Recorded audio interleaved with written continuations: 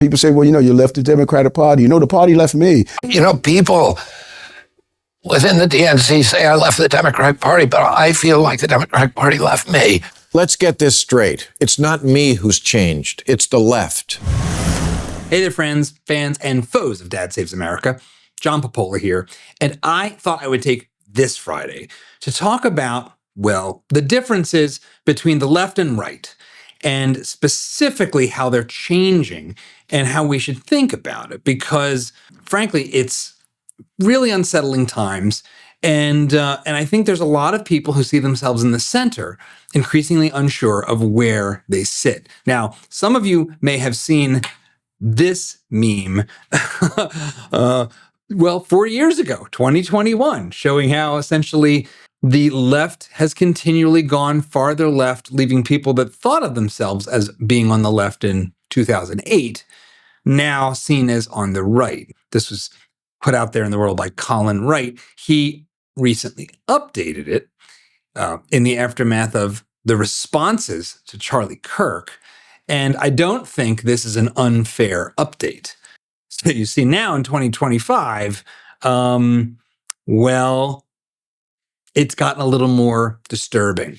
And just for even more context from Colin, I saw a tweet from his girlfriend that captured a sentiment that I have seen a lot out there. I have seen online and in person in lots of conversations I've had from people who see themselves as having been on the left and frankly have Californians who have moved here to Austin partly because they see themselves as no longer fitting into a culture that they grew up in. My boyfriend Colin Wright and I both grew up in California as liberals who voted Democrat. Colin began speaking out about trans issues in 2018. I followed up when we met in 2021. Since then, we've gained many friends and colleagues in this space. Okay, so far, interesting. For saying that biological sex is real, that gender-affirming care, in proper scare quotes, isn't evidence-based, which it is not. And for criticizing things like DEI and other excesses of the left, we and many of our friends have been called anti-LGBT, anti-trans, transphobe, bigot, racist, Nazi, neo-Nazi, fascist, far-right, hard-right, alt-right, extremist, authoritarian, totalitarian, white supremacist, white nationalist, ableist, xenophobe, misogynist, colonialist, and members of a hate group. We and our friends have had our motives maligned, our words taken out of context, hit pieces written, and our names included in reports about hate groups and added to watch lists. And I think the most important thing about this is actually this paragraph towards the end. This doesn't just come from trolls. It comes from mainstream journalists, Democratic politicians, prominent activists, and organizations like the Southern Poverty Law Center, GLAAD, and the ACLU. And because of these lies, countless other ordinary people wish us harm. And this is something I have observed. It's something that a lot of us have observed, that there is an asymmetry going on when it comes to radical politics on both sides, to the extent there are two sides. And I think I want to get into that deeper. This has pushed a lot of people who used to see themselves as being liberal into the arms of the Republican Party and the broader movement of conservatives and right of center people, of which I would consider myself a member. There's another meme that kind of highlights this, I think, in a way that's useful, that in 2024, the Democrats won the election. Elon, Tulsi, Donald Trump, and RFK, all former Democrats. They are not alone. This is a common occurrence in recent political times. People say, well, you left the Democratic Party. The party left me. People within the DNC say I left the Democratic Party, but I feel like the Democratic Party left me. Yes. This is not the party of John F. Kennedy. It's not the party of Robert Kennedy. Let's get this straight. It's not me who's changed. It's the left, who is now made up of a small contingent who've gone mental and a large contingent who refuse to call them out for it. And this isn't all that new, actually, this former Democrats who've shifted. It goes all the way back to the Gipper. I was a Democrat most of my life. I became a Republican only not too many years ago. And I had the pleasure of telling some of those people that are saying the Republican Party ought to broaden its base the other day that when I switched parties, I didn't do it because the two parties were alike. I did it because they were different. There are big differences in our culture. Those differences do seem to be widening. But the other thing that is shifting is what political types call the Overton window, what is considered acceptable. If you see it as acceptable to kill political opponents, that is a very big shift in the Overton window. Well, what is the Overton window? The Overton window is actually named after this guy, Joseph Overton, who was a policy wonk at the Michigan-based free market think tank, the Mackinac Center, which I've actually done a lot of work with. They're a great organization. They are dealing with a lot up there in Michigan the past couple of years. But he basically noted that if you wanted to see policy change, if you wanted to see the government shift and the public shift, you had to see your things that you want move within the window of what is considered acceptable, sensible, popular, broadly accepted. This is the Overton window.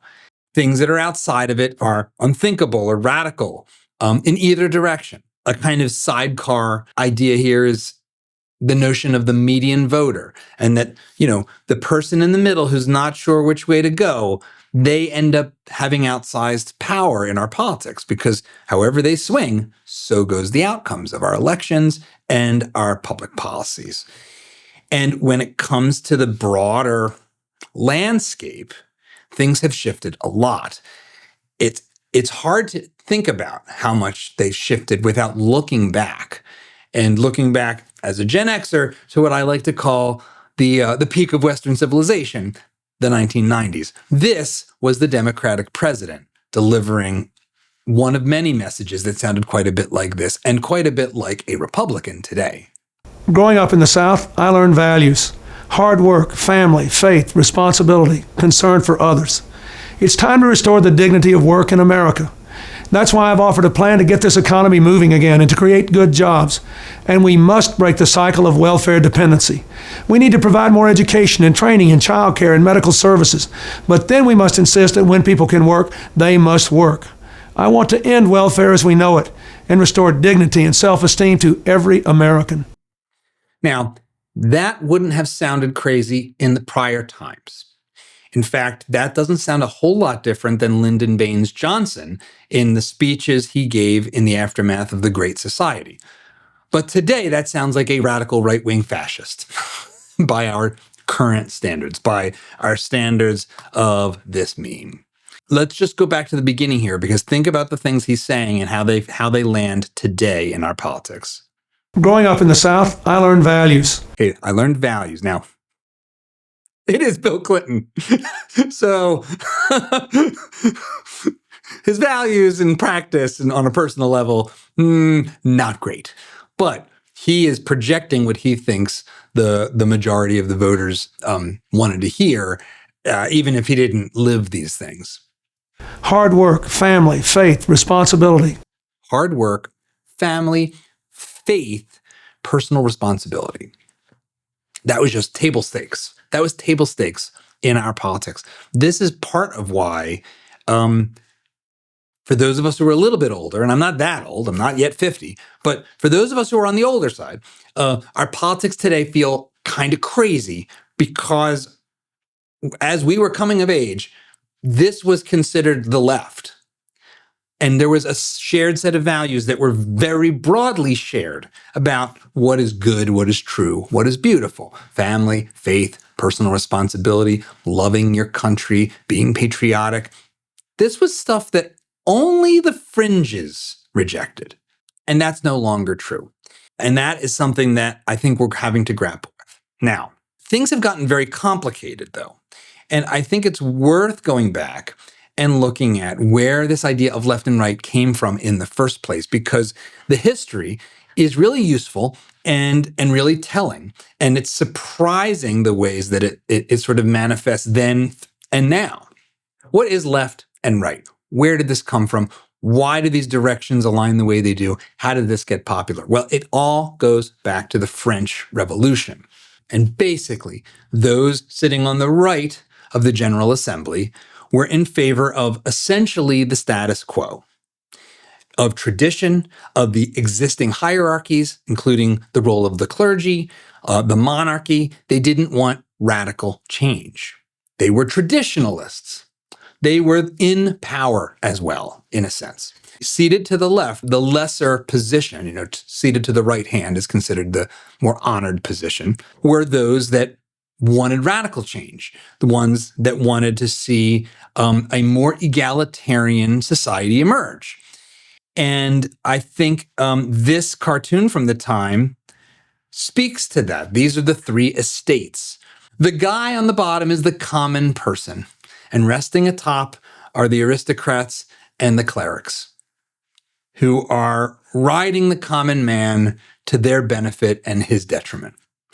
And so out of that comes the French Revolution. The thing that's so interesting about the French Revolution is that its rallying cry sounds quite American and, in fact, is inspired in part by the American Revolution. Because you got to remember, the French were actually coming to our aid in our fight against the British. And that was liberty, equality, and fraternity. This was the rallying cry of the French Revolution: liberty, equality, and fraternity.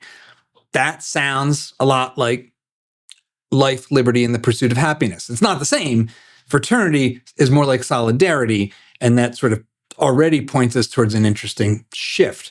But when you think about what was happening then and how our founding fathers were reacting to it, I think it tells us a lot about sort of the underlying DNA of the left versus the right. So the left wanted radical change, and they got it.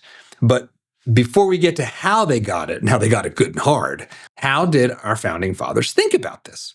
Well, on one side were people who were quite concerned. You could call these the early right-wingers, even though they were all radical revolutionaries, having led the revolution against Britain. Alexander Hamilton, John Adams, among others, but these were the most prominent, were deeply worried about the French Revolution. They saw it as too egalitarian, too utopian, too violent, and too dangerous, that it would not end well.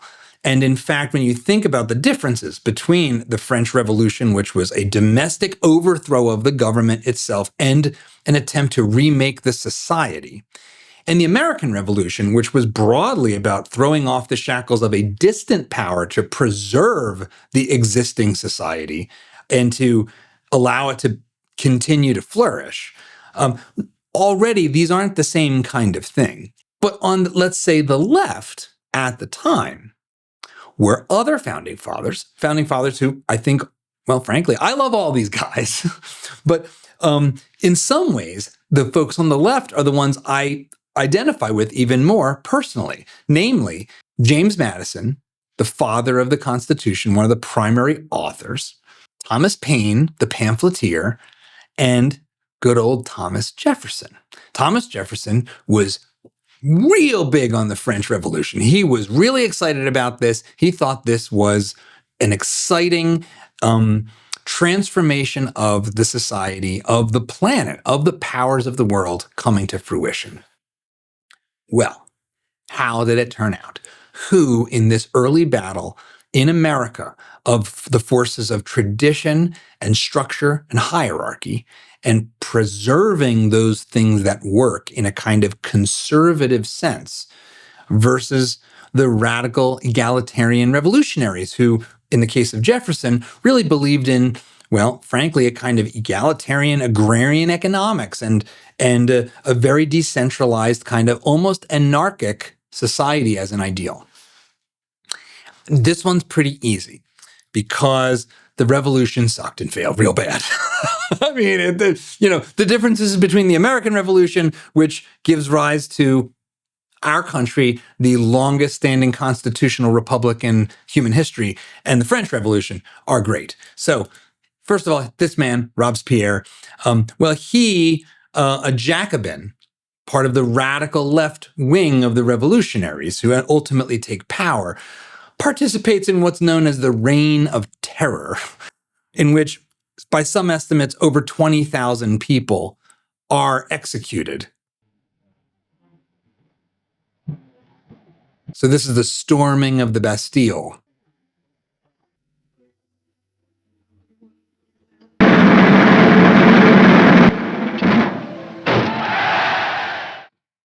Cheering for your political opponent's execution is not new for the left. That's a low blow, but I'm sorry, it's the facts. This is what came of the French Revolution. I want to just sort of run through a quick play-by-play because, frankly, it was fun to revisit this stuff as an adult, having not really studied it since high school. So think about this for a minute. This is in only 15 years.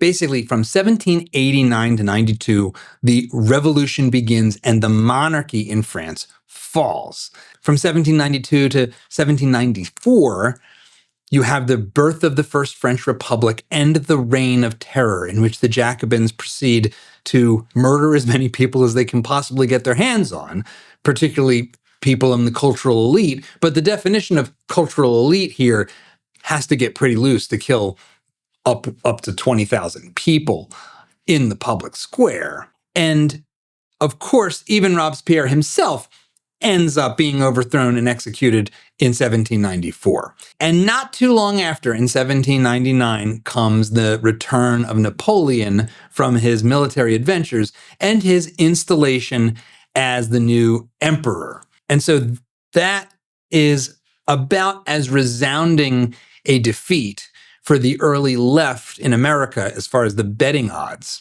for whether the French Revolution would succeed or fail. And that gives you a sense of the deep roots and the deep problems with radical leftism. Our founding fathers, even the ones that favored the revolution, had certain assumptions about human nature and about the rights of man. They baked them into our founding documents. And while they were, in a very real sense, radical and revolutionary at the time, at a time of monarchies and empires, they still were actually quite traditional.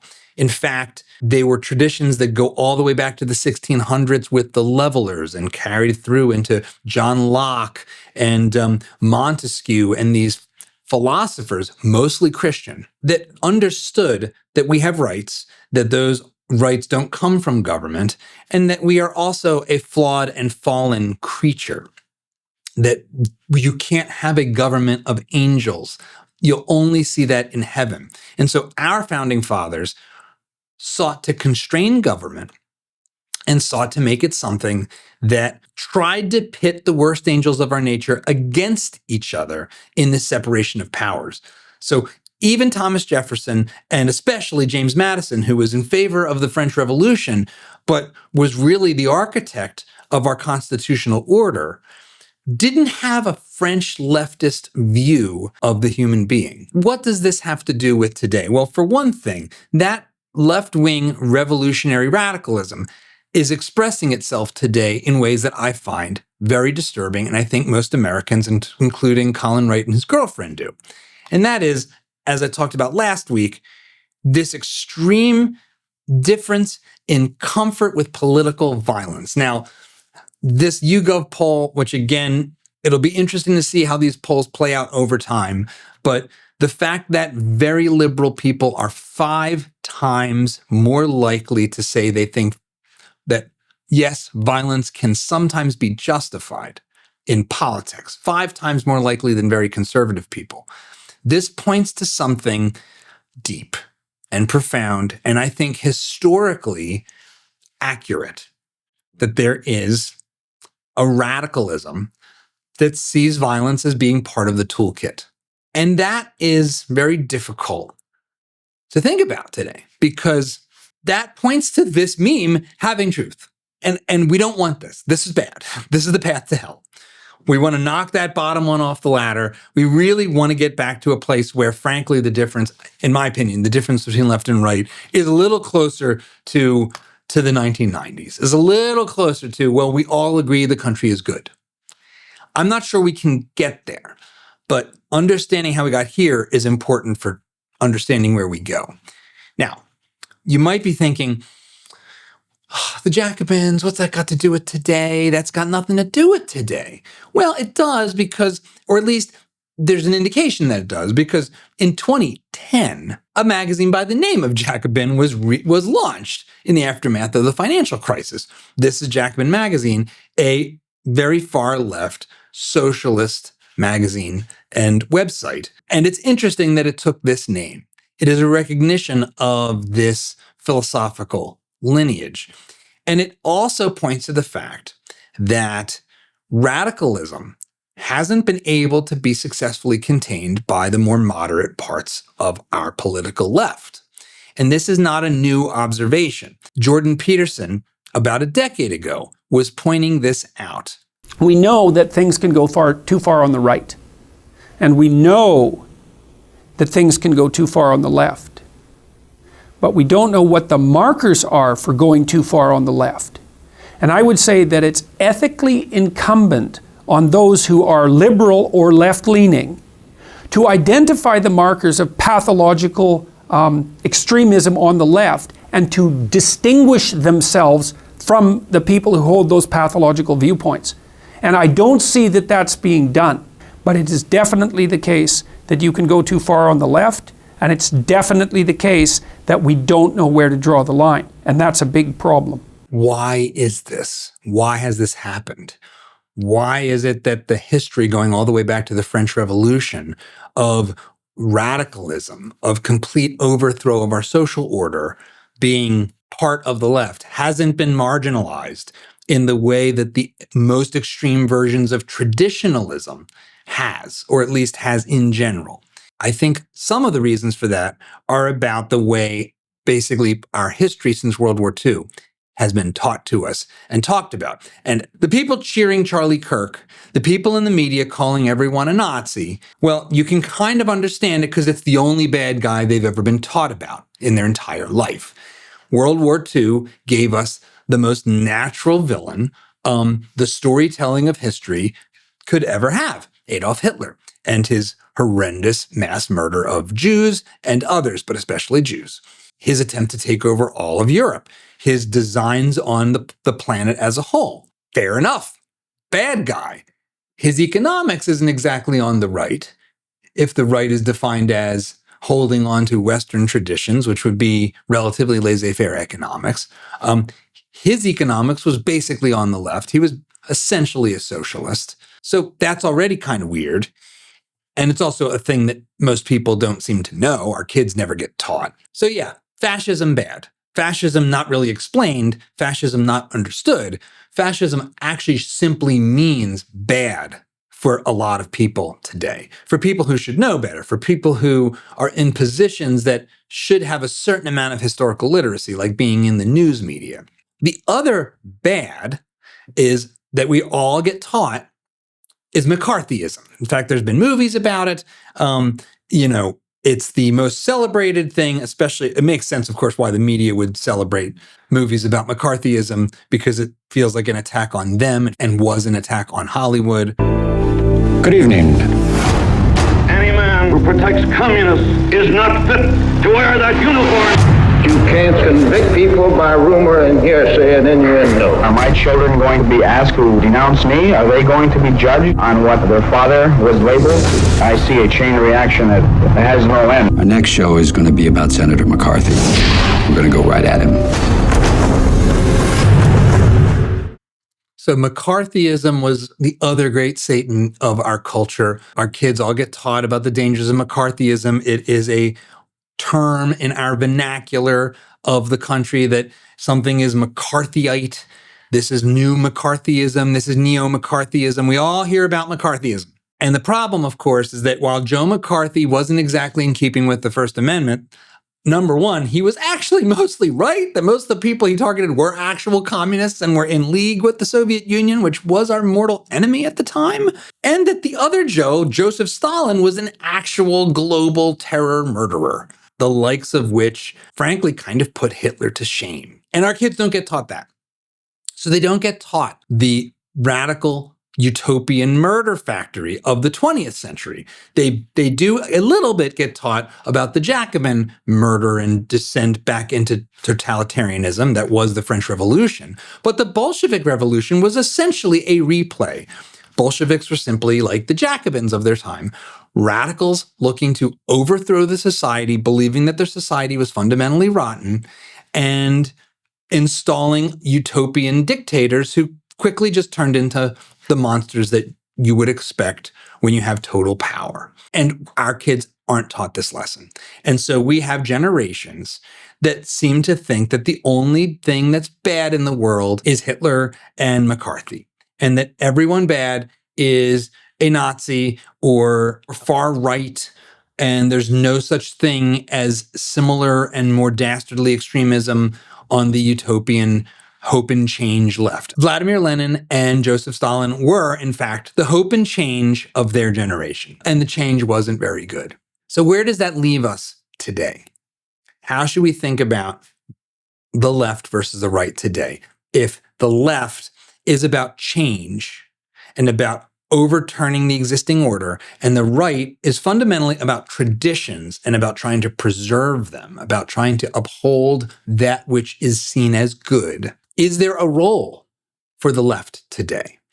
Well, it's funny because in my conversation this week with Peter Boghossian, I raised this question with him because I'm not sure there is, or at least not in the current left as it exists. And I think this is why people like Peter and countless others, including Tulsi Gabbard and RFK Jr. and Elon Musk, people who used to see themselves as being on the left or center left, now don't see themselves that way, is because the left fundamentally has won. They've won so hard, they've got nothing left. They're like an immune system that has conquered all of the disease and now has turned on the body itself. It is a kind of autoimmune disease on our politics. There was this very large survey of Americans done back in 2021 by Pew Research that tried to map out the views of our politics and try to understand what we are right now, what we look like. And I know this is now probably at least a little bit out of date, but what it found was essentially 9 fairly distinct and different clusters of belief along the left to right spectrum. And a couple things stood out to me, and we'll put a link to this research in the show notes down below and at dadssavesamerica.com. But one was that on the left side of the fence, basically of Democrats from far left through to moderate through to disaffected, there was a lot more shared belief in the need for change. And the question was really just how fast and to what degree. But it was almost uniformly in favor of bigger government, more intervention, the need for even more programs to try to tilt the scales even more towards people they see as fundamentally disadvantaged, and a belief that we are still living fundamentally in an unfair society. I think that is broadly what the view of the left today is. And on the right was something a little more peculiar and a little less homogenous.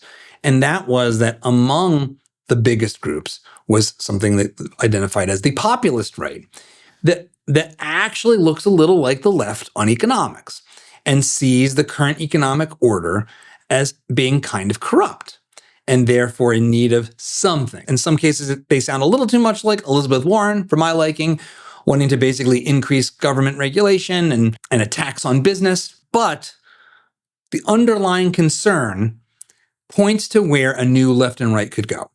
And that is that there are a lot of things about our society that are truly fundamentally unfair. That the way our society is operating, it has inequalities in it that are not a function of inherent systemic racism or any of the stuff the current left talks about. They are products of big government itself. That is, I think, the new path forward for anyone that wants to see change happen. And for those of us that think the current left has become too radical and too fundamentally unproductive. Much like our kids have not been taught, and we have not been taught, about the horrors of communism, about the real nature of our history, and we've gotten this very slanted view. We also haven't been taught very much about the way our current government is structured, that we fundamentally do have, in a sense, a kind of corporatist, big government economy, that there are privileges granted to politically connected companies and individuals, that we aren't all being treated equally under the law, The things that united our founders with aspects of the French Revolution were exactly those things. The idea that all men are created equal and that government should protect those God-given rights and should not show any favor or offer any privileges to anyone because of our inherent equality. That is, I think, the healthy part of the left. That is an impulse that is good. It is born out of the Enlightenment. It is born out of the Christian nature of the West, and it is good. Where the left went wrong in history, much like in the French Revolution, is to adopt this toxic brew of utopianism and social planning, which ultimately leads us to bad guys with mustaches like Hitler and Stalin. That is the problem. You can't go from protection of the individual to gigantic government, to strongman leadership. Those two things are incongruous with each other. And that's one of the fundamental things about the modern left that is just broken. It's also the current status quo. We have a society that is shot through with top-down control. And the people that currently sit on the left have been in favor of that top-down control, which means they aren't really on the left. That means they're actually on the right. And one of the things that's happened in our recent years is that the nature of who is in the parties has shifted to reflect that. So the Democratic Party today is a party of wealthy, college-educated, largely white elites. That is what the Democratic Party is. That doesn't sound like the left of the French Revolution.